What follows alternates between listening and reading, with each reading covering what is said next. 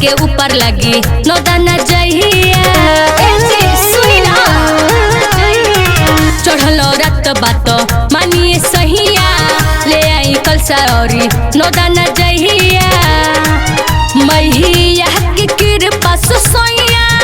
लागे गइलो करिया मैया के कृपा से सैया लागे गइलो करिया तू पूजनवा करिहा आई है महतरिया तू पूजनवा करिहा आई है महतरिया। अच्छा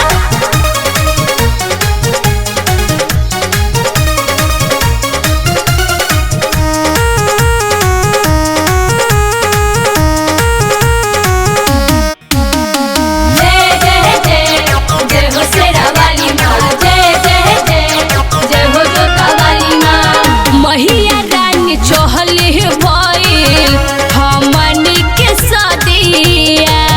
जाई के बजरिया लादी नारियल पर सदिया बुझाइलो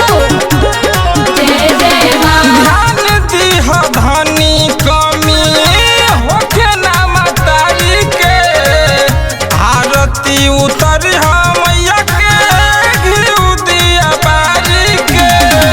भगती में डूबल लागे गहुआ सहरिया भगती में डूबल लागे गहुआ सहरिया तू पूजनवा करिहा आई है महतरिया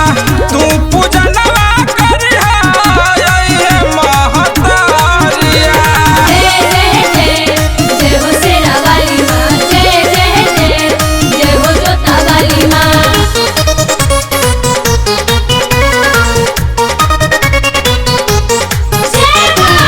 बिट्टू बाबरिया लाई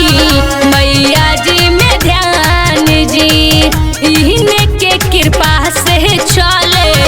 दुनिया जहान जी दोनों हाथ जोड़ ली ना जय जय माँ गैया के गोबरा से अंगना लिपइहा उड़िया जौरिया मैया के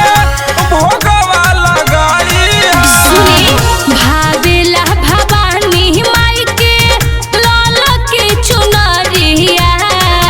भावेला भवानी माई के लाल के चुनरिया तू पूजनवा करिहा आई है महतरिया तू पूजनवा करिहा आई है महतरिया। चढ़ल रात बात मानिए सहिया ले आई कलसा औरी नौदाना जहिया मैया के कृपा से सोइया लागे गइलो करिया मैया के कृपा से सैया लागे गइलो करिया तू पूजनवा करिहा आई है महतरिया तू पूजनवा करिहा आई है महतरिया। तो साथे साथे तू बैठ।